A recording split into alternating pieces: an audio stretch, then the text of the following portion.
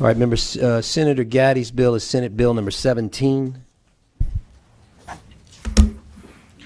Thank you, Mr. Welcome Chairman. to Senate Transportation. Thank you, Mr. Chairman. Thank you, members of the committee.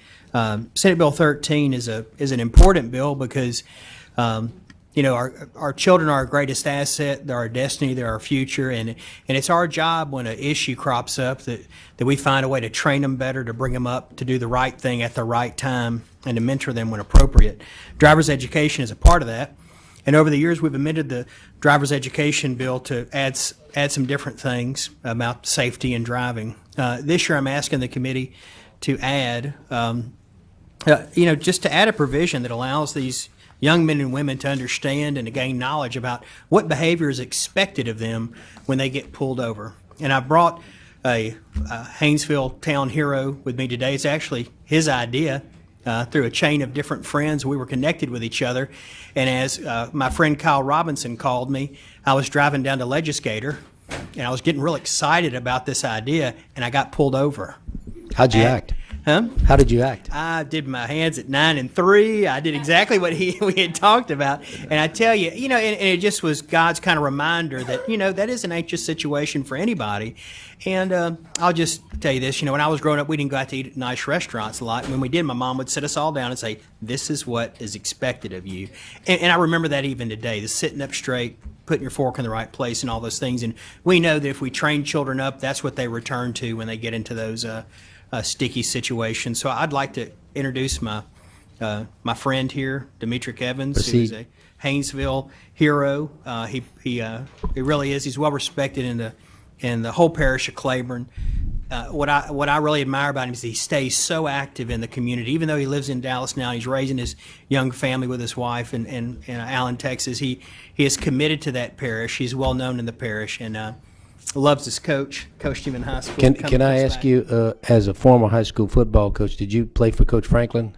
I'm not a former high school coach. No, I am. Oh, yes, Yeah. I did. Yes, I did. I played for Coach Franklin. Yeah, and so you probably learned your discipline over there in Haynesville, huh? Well, it started at home, and then, Started at home. Coach Franklin just kind of... Just go ahead and state he your just name for the reiterated record it. before we get started. Demetric Evans. Okay, thank you. Yeah. Yeah, but like I mentioned, it started at home, but Coach Franklin just reiterated it through sports. Okay, we're going to get you to tell a little bit about how that we got to this, but before we do that, I just want to mention that we have some cards here in support of the bill. Kevin Hayes with the Louisiana Association of Chiefs of Police, Gary Bennett, the Assistant Executive Director of the Louisiana Sheriff's Association, Mike Renatza, the Executive Director of the Louisiana Sheriff's Association, and Susan East Nelson, Louisiana Partnership for Children and Families. They are all here in support, not wishing to speak. So let's go ahead and proceed with the testimony. We also have Stacy Hoyt with the Office of Motor Vehicles available to provide information if needed. Well, thank you. Just as Senator Gatti mentioned, with all the tension that's been happening between cops and civilians, I just reached out to him and just wanted to know, are there anything moving forward with driver's education where we can teach the next generation of kids the importance of having the proper protocol when being pulled over by a cop? I know the cop, they're stressful, they have a job to do, and they need to be respected. And when you are someone who haven't had the proper training, don't really know the protocols, it's a very stressful situation. And I myself have been pulled over at a young age and was always taught 9 and 3, but at the same time, back of your mind, you're thinking, oh, my mom's gonna get upset. This cop is having a bad day. I'm rushing to get to class or whatever it may be. So the situation can get out of hand fast. So just reaching out to Senator Gatti and just talking about it. We just continued the conversation and just would love to see how we can have a little bit more support on educating the next generation on just a universal language on what to do when one's pulled over by a cop. Okay, let's talk about the bill. Senator Gatti, you want to go ahead and explain what the bill does?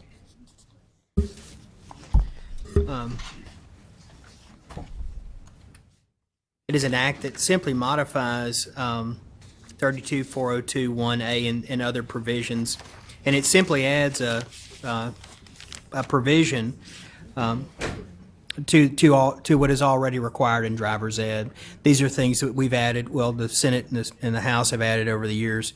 They have to pass, a visual exam, the road knowledge test, including the rules of the road, signs, signals, all those things that we already learned. We've added how to work with tractors and trailers, and recently about the distracted driving issues that I believe your committee addressed with texting and driving, and knowledge of trailer safety, because there's so many horrible accidents that happen when kids don't secure their load well. They don't tie their four-wheeler down right, or their Polaris, and these things happen.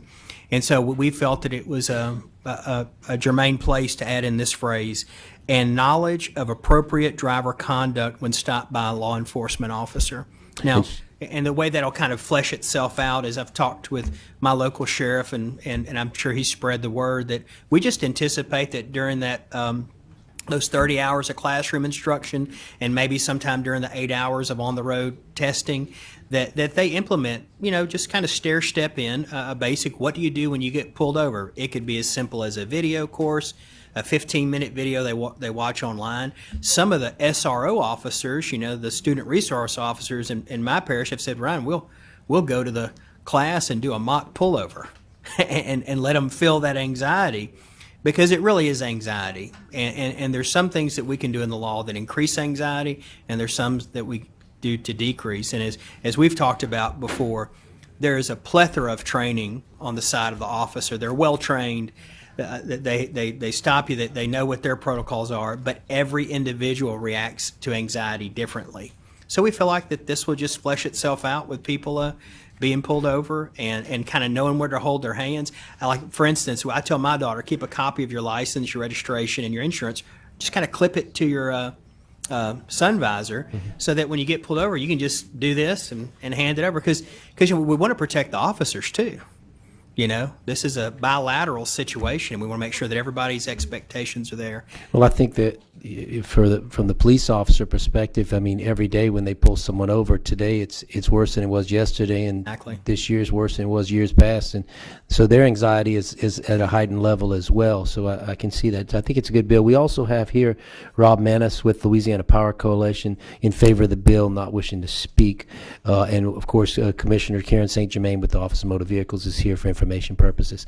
So all we're doing here currently is changing a component or adding a component to the driver education course, and we're not mandating how much it has to be, just simply plug it in. Okay, Senator Hewitt for a question. Thank you, Mr. Chairman. Senator, I love the bill. I love the idea. I think it's the timing is great, and it's an important topic. Do you all expect any additional cost to implement this? We don't anticipate any, because we're not adding anything extraneous to the 30 hours of classroom or the 8 hours of driving that they'll do with their instructor.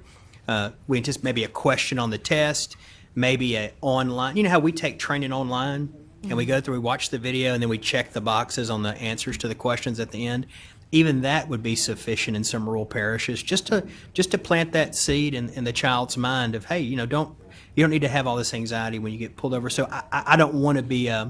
There's so many ways we can implement this that is no cost to the child who's taking the class, or the business or the school that is putting the class on. So I don't anticipate any cost. I haven't heard of that. So I see the department is here. Would you all like to comment on that? Come to the table and make a comment about any implementation issues that you all see.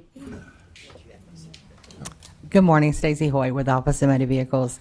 We do not anticipate any additional cost. In fact, we already currently have it in our promulgated rules. A small piece of the curriculum is dedicated to roadside respect and how to interact with a law enforcement officer. But we just initiated some new administrative rules, and it's more explanatory about exactly what they are required to provide. We're anticipating the driving schools, there's no additional cost. It's just going to be, the curriculum will just be a little bit more strengthened in that area during the 30-hour course. Commissioner, would you like to add anything? Good morning, Commissioner Karen St. Germain. No, what Stacy said is exactly correct. We were thinking about it, and we had a wonderful member of the House and a wonderful member of the Senate that came up with this, but it was already in Title 55. So we were able to do it and start the regulations as soon as we saw the legislation, because it was exactly as we wanted it. And as Stacy said, it's not going to be a cost factor to anybody. It's going to be within the same time frame, but it's a necessary thing. And we're going to be adding questions into the testing to make sure that they caught that particular part of the lesson. That's outstanding.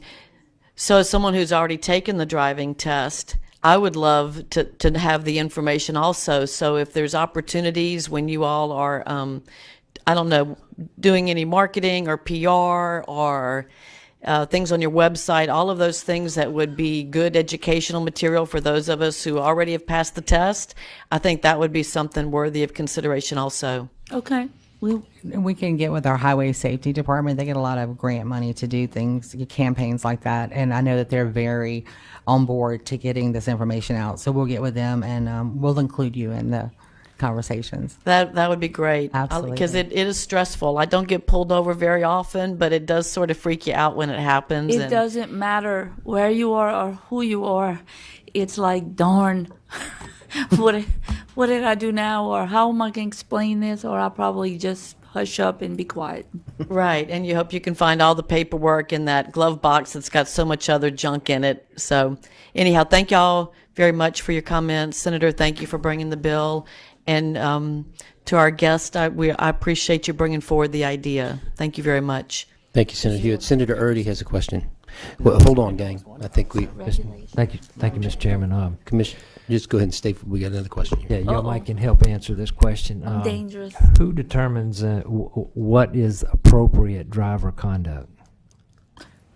Well, in Title 55, we already have some outline to follow, but the appropriate, the appropriate response to your question would be that it follows the way we've been told, and along with state police, along with police chiefs. We get recommendations to the National Highway Well, I Traffic. guess I'm a question. Is there a protocol already established that you the would National follow? Highway- I mean, and where is this protocol? I mean, is it in statute or how do we, who determines, Senator Gatti? Well, where and do we I get think this? that was part of the question. I mean, the department does a very good job with limited resources to help train these kids how to drive and promulgate these rules. There are rules in the statute that kind of outline that. And I'll just be honest with you, Senator. A lot of us learned this from our parents. No, So, I agree. But we learned that. We do. So there's a This is but as we're learning, as we move forward through history, there's not as much mentorship in driving as there used to be. So those rules we anticipate will come from law enforcement. They will come from the driver's education people, and then those will, as time and technology changes, they will start to implement a better protocol for the activity that. I'll be happy to give you this. This is the protocol that we are. I mean, it tells you how you to act. Yes. What you're supposed to. What's your rights as a driver? These sorts of things are Correct. included. Correct. All right. Do we need?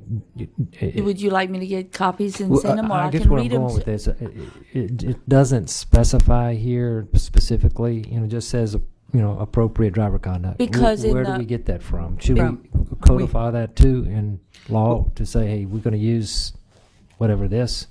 We see follow where I'm the going? National Highway Traffic Safety Administration. NHTSA. Would you be opposed to possibly working with an amendment, but for the floor, something that says notwithstanding or certainly not limited to, and enumerating a number of the items in there as provided in the National Highway? Because these really go into the rules and regs, so that they can be changed, but they have to be approved.